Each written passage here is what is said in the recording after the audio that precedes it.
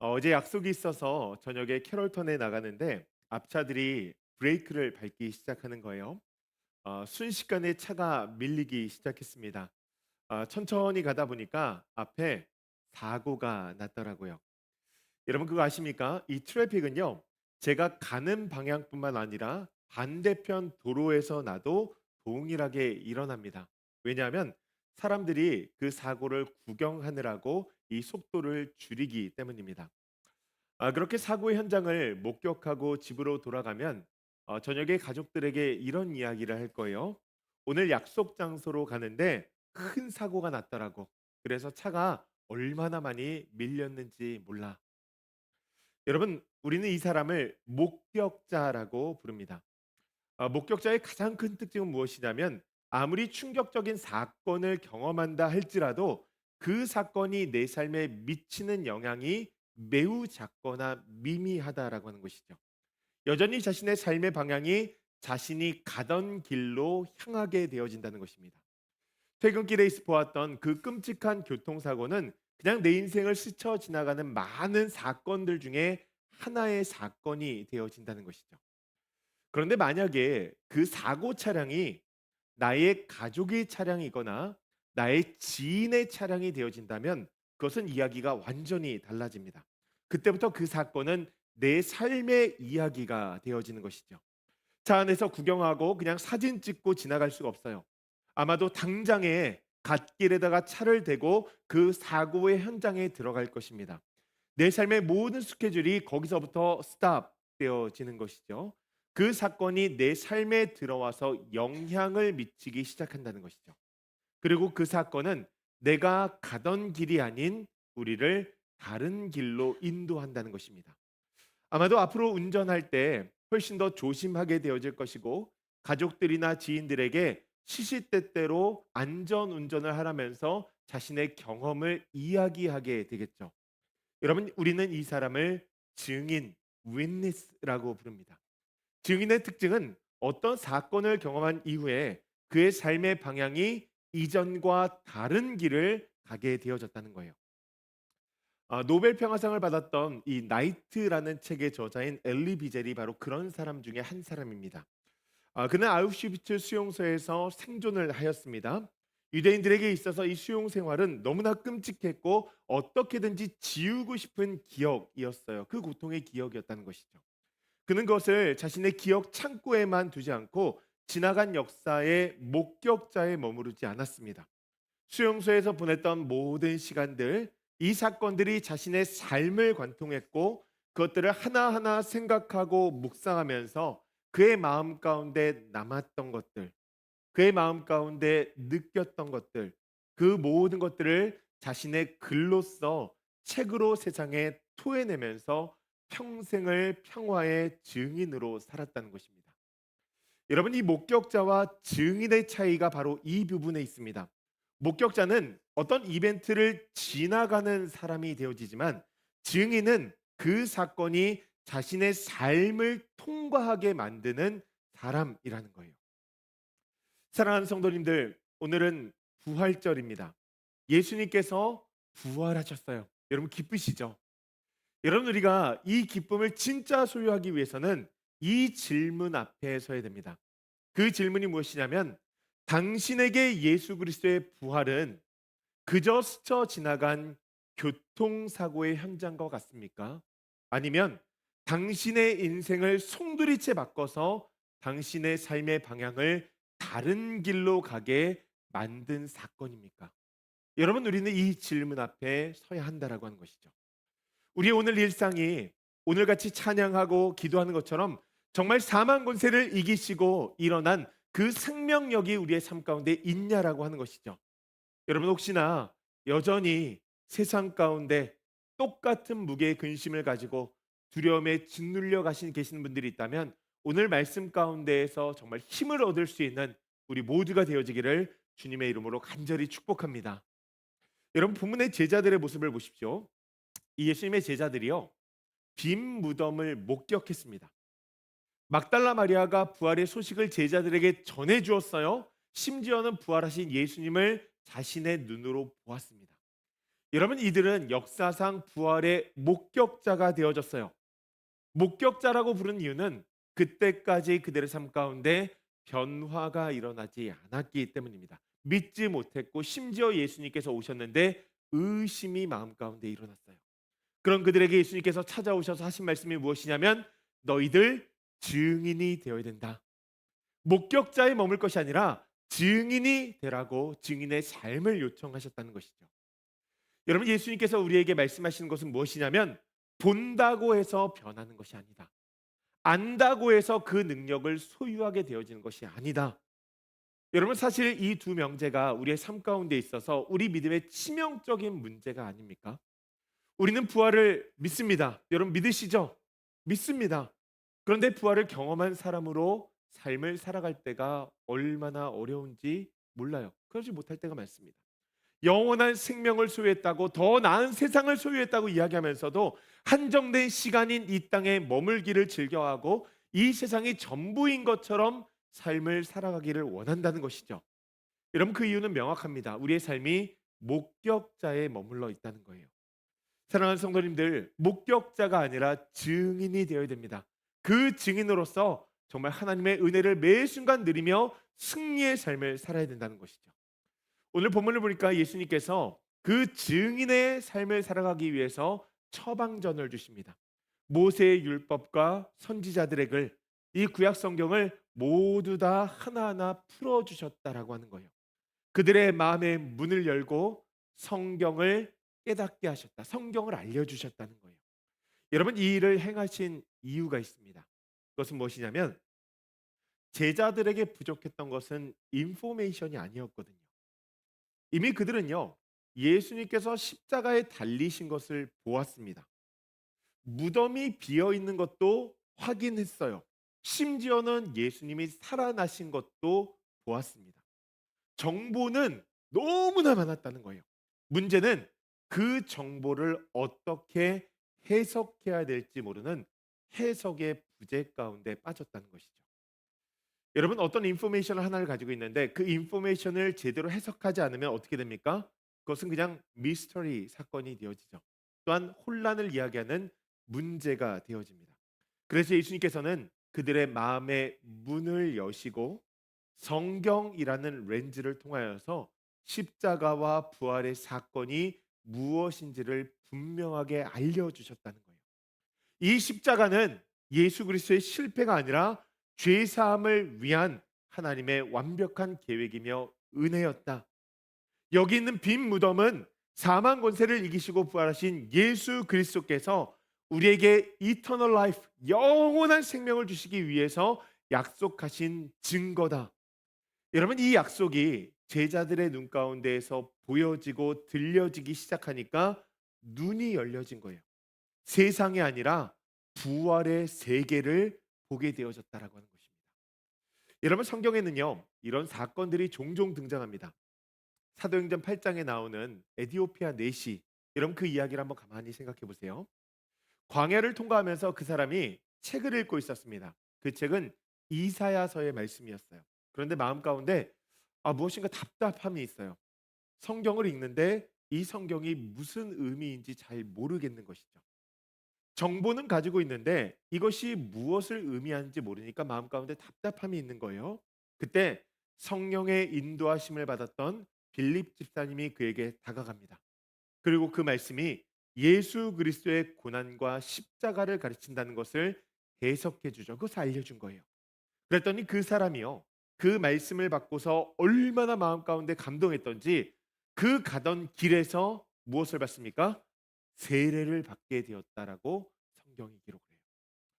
여러분, 성경에 대한 지식 많이 가지고 있는 것 굉장히 중요합니다. 그런데 그보다 더 중요한 것이 무엇이냐면 내 손에 들려진 이 성경의 말씀이 나를 살리는 구원의 이야기라는 것이 우리 마음 가운데 들어와 믿어져야 된다라고 하는 거예요. 여러분, 그 해석의 시간이 우리에게 필요하다는 것입니다. 여러분, 혹시 아파서 병원에 가면 엑스레이를 찍기도 하고 MRI를 찍기도 합니다. 사실 엑스레이 우리가 보면요, 뭐가 뭔지 잘 몰라요. MRI는 더 모릅니다. 그냥 이렇게 시커먼 것이 보이면 내가 죽는 건가 싶은 두려움이 들고 이거 괜찮은 건가 싶은 마음이 들고 오히려 사진을 보고서 병 고치러 갔다가 두려움만 더 커지는 것이죠. 그런데 의사 선생님이 나와서 요 부분은 예전에 아팠던 부분이고요. 요 부분은 이제 완벽하게 치유가 되었다는 증거입니다. 여러분 그렇게 그 해석의 이야기를 듣게 되어질 때 우리의 마음을 짓누르고 있던 두려움 이것이 안도와 기쁨의 소리로 바뀌는 것이죠. 여러분 우리 안에 말씀이 해석되어진다는 것이 바로 이와 같습니다. 성경이 내 삶을 통과해야 된다는 거예요. 성경을 읽을 때 해석을 통하여서 성경으로 하여금 내 삶이 읽어지도록 해야 된다라고 하는 것입니다. 내 삶에 철저한 패배가 있고 도무지 해석되어지지 않는 정말 깨어진 관계들이 있고 숨막히는 고난이 있고 내 인생에 얼룩지고 굴곡진 자아가 있는데 여러분 이 모든 것들이 무엇이냐면 십자가와 부활의 능력으로 해결되어져야 된다라고 하는 것입니다. 여러분 우리가 그것을 맛보아야 된다는 거예요. 그것을 경험하게 되어질 때 우리 마음 가운데 믿음이라는 것이 생기고 놀라운 변화가 일어나게 되어지는 것이죠. 여러분 그 부분이 무엇이냐면 목격자에서 증인이 되어지는 과정 중에 굉장히 중요한 이벤트가 되어진다는 것입니다. 사랑하는 성도님들, 정말 부활의 능력을 소유한 주의 백성들 되어지기를 간절히 소원합니다. 매 순간마다 성경을 읽을 때마다 성경이 여러분들의 삶을 통과하여서 구원의 감격이 일어나는 주의 역사가 있기를 간절히 소원합니다. 이런 말씀을 보니까 예수님께서 제자들에게 어떤 증인이 되어야 되는가, 무엇의 증인이 되어야 되는가에 대해서 말씀을 했어요. 세 가지를 말씀하시는데 무엇의 증인이 되어야 되냐면 예수님의 고난, 예수님의 부활, 그리고 죄 사함과 회개, 요 세 가지의 증인이 되라고 말씀하세요. 여러분 이 세 가지는 우리가 다 알다시피 복음의 핵심적인 세 가지 3요소입니다. 여러분 이것을 증인이 되라 말씀하시면서 전하라고 말씀하시는데 그때는 뭐라고 말씀하시냐면 너희가 직접 보고 경험한 것을 전파하라라고 말씀하세요. 여러분 너희가 직접 보고 경험한 것을 전파하라고 말씀하세요. 여러분 이 말씀은 무엇이냐면 지식을 전하라는 것이 아니라 여러분들의 삶의 경험을 전하라는 거예요. 말씀이 내 삶을 통과했던 그 흔적을 전하라고 하는 것입니다. 여러분 수많은 크리스천들이 삶을 살아가면서 예수님을 전하는 것을 꺼려합니다. 침묵할 때가 많다는 것이죠. 이유가 무엇일까? 성격이 내성적이어서 소극적이어서 아니면 교리가 너무 어려워서 그럴 수도 있죠. 그런데 진짜 이유는 아마도 여기 있을 것입니다. 우리가 복음을 전하기를 어려워하는 이유는 자기 언어로 된 복음의 스토리가 내 안에 있지 않기 때문이 아닐까라는 생각을 한번 해봐야 됩니다. 내 언어로 되어진 복음의 스토리가 내 마음 가운데 있는가? 여러분 증인이란 무엇입니까? 윈니스 뭐예요? 법정에 가면 증인석이 딱 있습니다. 증인이 나와서 이제 증언을 하는데 다른 사람이 본 것, 자신의 상상 막 이런 거 이야기하지 않습니다. 아니면 로이어처럼 이 변호사처럼 자신의 클라이언트가 경험한 것, 이 모든 것들을 다 적어가지고서는 딱 모아서 취합해가지고 변론하지도 않습니다. 증인은 그냥 이런 거 얘기하는 거예요. 내가 그날 저녁 8시 경이었던 것 같은데 거기 가서 보니까 우리 해나가 햄버거를 먹고 있었습니다. 나는 분명하게 그것을 봤고 내가 그 옆에 가서 프렌치 프라이도 하나 뺏어 먹었습니다. 여러분 이 내 삶이 되어지는 스토리를 이야기하는 거예요. 남의 이야기가 아니라 내 이야기를 이야기하는 것이죠. 제가 지난주에 이제 저희 둘째 딸이랑 엄청 싸웠는데 저희 둘째 딸이 저한테 그러는 거예요.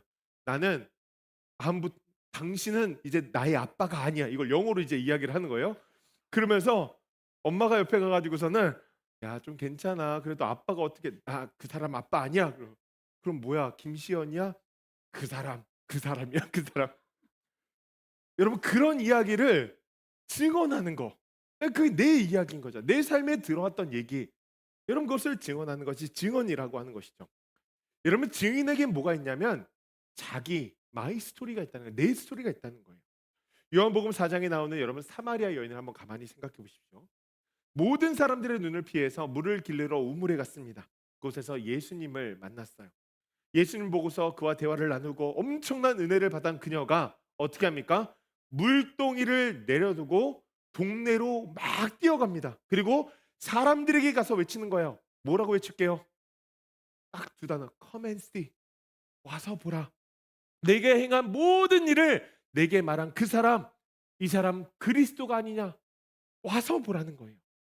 여러분, 이분이 전도 폭발 훈련을 수료한 걸까요? 아니면 그 시간 가운데 예수님의 교리 훈련을 여러분 정말 배운 걸까요? 그렇지 않습니다. 그녀는 그 시간 가운데 아무것도 하지 않았어요. 그냥 예수님을 만난 거예요. 그리고 예수님께서 자신의 삶 가운데 있었던 그 부끄러운 일들, 이 모든 일들을 통하여서 구원의 이야기를 설명해 주셨는데, 그 자리에서 자신의 영적인 목마름이 해결이 되어진 거예요. 내 삶을 맡고 있던 그 모든 벽이 무너진 거예요. 그것이 극복되어진 거예요. 그러니 이 여인 마음 가운데, 야, 내가 이제 자유하구나. 내가 승리의 삶을 살 수 있겠구나. 여러분, 이 믿음이 생긴 거예요. 주님을 만난 나만의 스토리. 여러분, 그것을 전하는 사람, 그것이 바로 증인이라는 거예요. 그 생생한 증언이 뭐요? 동네 방네를 막 휩쓸고 다니니까 그 동네가 일어나기 시작합니다. 여러분, 세상은요, 기독교의 교리 별로 궁금해하지 않습니다. 그들이 궁금해하는 것은 무엇이냐면 나와 여러분들의 이야기예요. 여러분들이 예수님을 어떻게 만났는가? 여러분들의 마음 가운데 있었던 그 절망의 소리가 어떻게 소망이 되었는가? 어떻게 이렇게 힘들고 어려운 이 세상이 살맛 나는 세상이 되었는가? 여러분, 그 증언을 듣고 싶어 한다는 것이죠. 여러분, 우리가 내적으로는요, 이 십자가와 부활을 지식으로 알기 위해서 부단히 했어야 됩니다. 그런데 그것은 자신의 마음의 확인, 그 확신과 믿음의 레벨을 올리기 위해서이고요. 우리가 삶을 살아가면서 증언하는 것은 조금 달라요. 지식을 전하는 것이 아니라 이 부활이 내 삶을 어떻게 구원했고 나의 절망을 어떻게 소망으로 바꾸었는지, 여러분, 내가 경험한 예수, 그것을 증언하는 사람이 바로 witness, 증인이라고 하는 거예요. 저는 우리가 진짜 나만의 스토리를 세상 가운데 전할 수 있는 부활의 증인이 되어지기를 주님의 이름으로 간절히 축복합니다. 여러분, 세상은요, 그 이야기를 듣고 싶어 한다라고 하는 거예요. 그 이야기를 잘 전할 수 있는 우리가 되어지기를 간절히 소원해요. 말씀을 마무리합니다. 여러분, 우리가 증인으로 살아간다는 것이 참 좋은데, 성경의 이야기를 보거나 또한 이 증인을 모티브로 한 영화나 드라마 같은 데 보면 이 증인이 굉장히 쉽지 않은 삶을 살아가는 것을 볼 수 있습니다. 증인이 아마도 이 세 가지의 어려움을 이제 봉착하게 되어지는 것 같은데, 하나는 위증의 유혹이 있고요. 또 다른 하나는 침묵의 강요도 있습니다. 침묵의 강요. 말하지 마라고 침묵하는 것이죠. 그리고 가장 힘든 것은 무엇이냐면 불신인 것 같아요. 불신. 내가 보았는데 내 삶의 스토리인데 말해도 사람들이 믿어주지를 않는 것이죠. 여러분, 왜 그럴까요? 안타깝게도 우리가 말하는 이 복음의 메시지가 우리가 평소 살아가는 모습과 격차가 너무 많이 나는 거예요. 부활의 삶으로 하나님께서 우리를 변화시켰다라고 고백을 하면서도 정작 삶 가운데에서는 우리의 입술로부터 그 능력을 신뢰하지 못할 때가 너무나 많다는 것이죠. 여러분, 이 건널 수 없는 강이 우리의 삶 가운데 있는 거예요. 여러분, 그래서 우리에게 무엇이 필요하냐면 진정성이 필요합니다. 진정성. 우리의 말을 뒷받침해 줄 수 있는 우리의 삶. 여러분, 그 진정성이 필요하다는 것이죠. 우리가 진짜 부활의 능력을 경험했다면, 내 안에 나만의 스토리가 있다면, 여러분, 그 증언을 뒷받침할 수 있는 말과 행동이 우리 안에 있어야 된다라고 하는 거예요. 여러분, 그 삶을 증인이라고 이야기하는데 이 증인이라는 단어가 헬라어로 마르티스라는 단어입니다. 여러분, 이 의미가 두 가지가 있어요. 하나는 증인이라는 의미고 다른 하나는 거룩한 순교자라는 의미. 여러분, 예수님께서 제자에게 뭐라고 말씀하시죠? 나를 부인하고 십자가를 지고 나를 따르라. 여러분, 이 증인의 삶은요, 순교를 각오해야 되는 삶이라고 하는 거예요. 자존심이 으깨어지고 다른 사람들에게 수치와 모욕을 당하고, 여러분, 그 마음의 순교가 우리 마음 가운데 있어야 된다라고 하는 것입니다. 때로는 진짜 억울해서 내 마음 가운데서 눈물 흘리는 일들이 있어도 여러분 사실 괜찮아요. 왜냐하면 예수님의 고난과 함께 우리는 연합이 되어졌고 부활의 시간 가운데 어떻게 돼요? 그 부활과 함께 연합되어져서 승리의 삶을 살아갈 것이기 때문입니다. 여러분 우리가 그것을 사실 견뎌내는 거 쉽지 않죠. 그래서 예수님께서 우리에게 무엇을 주셨냐면 성령의 권능을 주셨습니다.